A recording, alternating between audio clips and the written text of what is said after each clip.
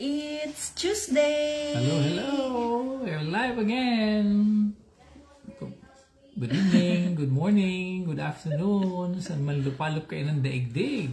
It's us again, Shine and June, coming to you live from North Carolina, USA. So, ginaw na ginaw siya, di ba? Hindi, pero actually talagang maginaw na ngayon. Malamig na, no? Mga nasa 49 degrees Fahrenheit na kami ngayon. Oo. So, kumusta naman po ang ating Tuesday ngayon? Basta Wednesday na ba sa inyo dyan? Oo, sa Pilipinas. So, andito kami ulit.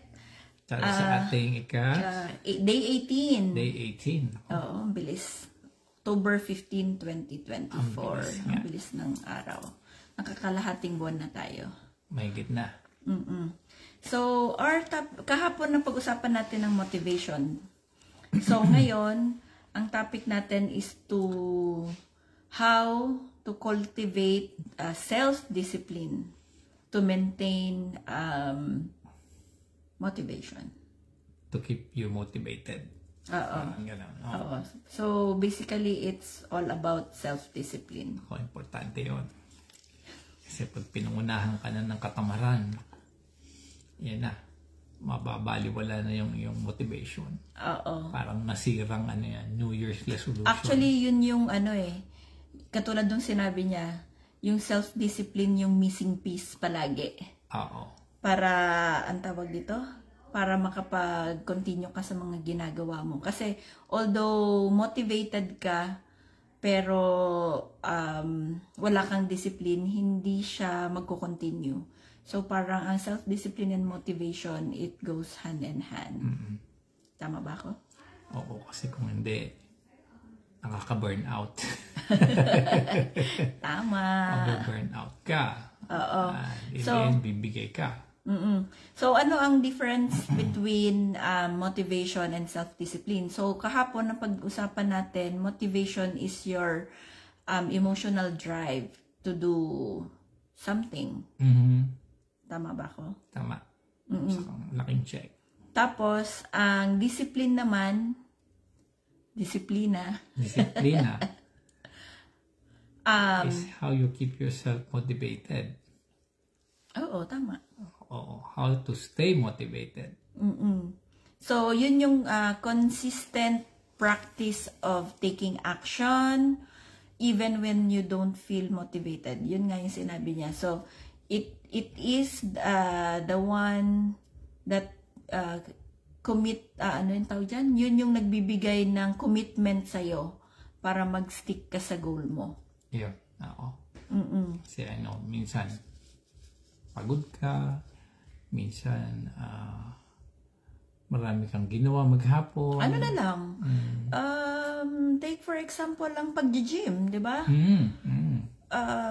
Gusto mong mag-lose ng weight, gusto mong gumanda katawan mo.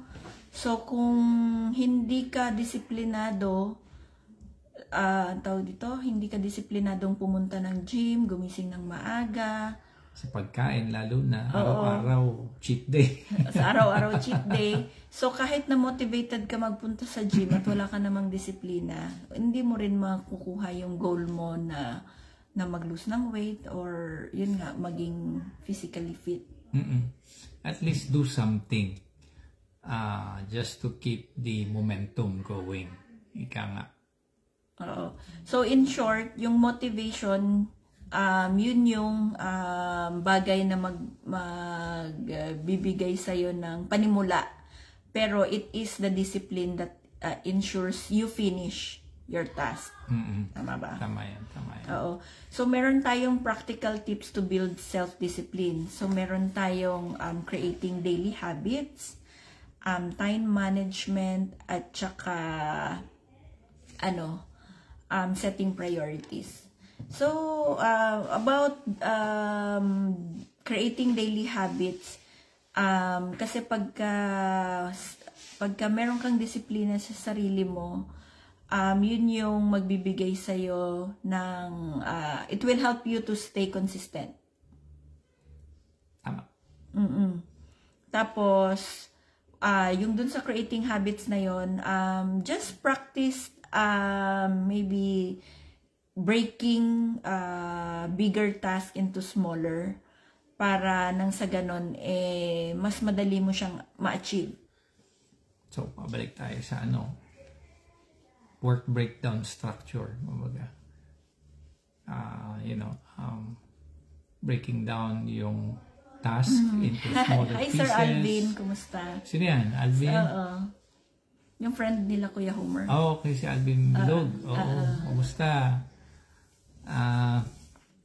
So yun, mas madali kasing i-manage kung at a granular level. So, bits and pieces, mas madali mo siyang ma-achieve and hindi mo namamalayan. Nakakarami ka na nun. Pag pinagsama-sama mo yun, napakalaking contribution nun para sa achievement ng goal mo. Hi, Ate Rosel. Kumusta na si Tala? Pangalawa is time management. So, syempre, pagka meron kang time management, mas madali mong magagawa yung task mo for the day. Kumbaga, parang,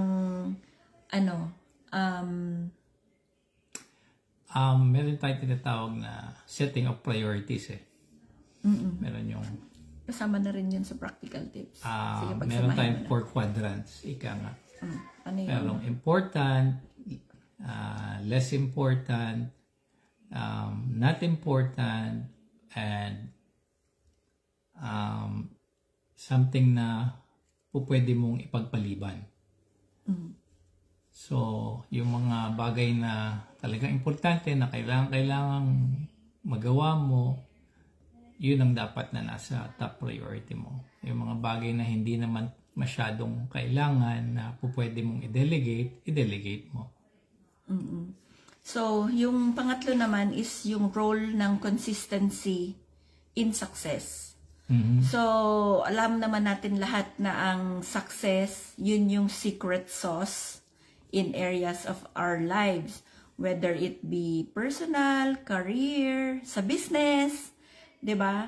When you are consistent, most likely you will become successful. Kasi pagka consistent ka kasi pinapakita mo sa mga tao na you're willing to learn, you're willing to share kung ano man yung mga natututunan mo. Tapos put it into practice, syempre. Oo. Kung ano man yung bagay na natutunan mo. Kasi pag hindi mo siya, kumbaga, you don't act on it, hindi mo siya practice, so mababaliwala lahat ng mga learning mo. At saka kasi when you are consistent, it sets you apart from other people. Kasi maraming motivated lang Pero may mga tao, kumbaga, may mga ibang tao na consistent and yet motivated din, na may kasamang self-discipline. Yun yung tatlong bagay na most likely na nagpapaangat sa kanila. Kasi may mga ibang tao motivated lang, may ibang taong disiplinado lang, yung iba consistent lang. Pero pagka pinagsama-sama mo yung tatlong areas na yon, maniwala ka, makikita mo dahan-dahan magiging successful ka. Hindi lang naman kasi ang successful is kumbaga parang kung saan ka naka-focus lang. Maano mo rin yun as personal growth, parang ganun. At saka taking the extra step. Kumbaga, huwag ka lang think outside of the box, ika nga. That will make that what separates you from the rest. And this is our day 18, di ba? So this is an example of consistency. Di ba? Consistent tayo since day 1. Andito kami, like we're showing up every day, although we don't feel like showing up, kasi syempre hindi lang naman din yung business yung ginagawa namin. Meron kaming pamilya, may mga anak, may trabaho rin. din. So katulad siya, galing din siya sa trabaho. So although pagod siya, andito pa rin siya. So kumbaga, ang tawag dito, pinapakita niya na by being here, by simply showing up, That's part of discipline, no? Na kailangan mo, kumbaga, tayuan in order to be consistent. And then, Yan. fourth one is overcoming temptations and distractions. Ayun. Temptation. Layuan niyo ako. Yung mga procrastination, bukas na lang yan. Pero ano yan hindi mo maiiwasan yung temptations and distractions. They are part of our lives. Whether you like it or not. It gives you pleasure, no? Huwag na lang yan, tara, tulog na lang tayo. Oo. Kasi ito yung mga bagay na nagsa-sidetrack ba sa mga goals natin. Katulad nung sinabi niya, yung mga procrastination na bukas ko na gagawin to, tapos dumating yung bukas, ay sa isang araw na lang. Yung lagi mo bang pinagpapabukas? Oo. So, yun, ang isa sa bagay na hindi natin maibabalik is yung oras at saka yung opportunity. Correct. Very rare na dumating ang opportunity. So, once opportunity knocks, be sure to give time. Oo. So, yun nga, napaka-importante na ma-develop mo yung self-discipline. Kasi, katulad nung sinabi niya kanina na it will help you avoid instant gratification. Diba? Tapos, yun din yung magbibigay sa'yo ng focus para sa long-term success mo. Tama. Parang katulad kanina, pagkakataon ko para maglinis ng bahay, kasi wala yung mga bata, ganon. So, sa dami kong lilinisin, although naririnig ko yung phone ko na maraming notification, for sure yung mga inquiries about business, ganyan. Pero nakafocus kasi ako nakafocus ako na kailangan kong makapaglinis para bukas meron na naman ako ibang gagawin. So hinayaan ko lang siya. Kumbaga parang doon sa palagay ko somehow nakadevelop ako ng self-discipline. Kasi natapos ko yung task ko, 'di ba? Katulad nung sinabi natin kanina, 'di ba? Break your antag dito? Task into smaller pieces. So, alam mo yun, yung ganun na bagay, simple lang siya, pero malaki ang impact. Tama ba? Tama. So, in summary, motivation is essential for getting started. But self-discipline is what keep us going. Especially when the excitement fades. Yes, diba? Tapos, syempre, by understanding the difference between motivation and discipline, yung building small habits, staying consistent, and overcoming distractions, those can create a long-lasting success in any areas of your life. Tama. Tapos, always remember then na it's not about feeling motivated at all time. It's about building the discipline to stay focused and take action no matter how you feel. Kasi success doesn't come from a one-time burst of effort. It comes from consistently showing up day after day and doing the work. Tama. That's being consistent. Oo. Hindi lang doon nagtatapos yun. So, yun lang. Ang ano lang namin ngayon is, although big word talaga ang disiplina, pero ang tawag dito, siguro by simply practicing self-discipline, ma-maintain natin yung motivation natin. Yun nga, maintaining good habits nga. Para napaka-tipid mo para at least nga is kumbaga to keep the momentum going. Small steps, kahit na tinatamad ka, kahit na masama pakiramdam mo, just show up and try to do something, big or small.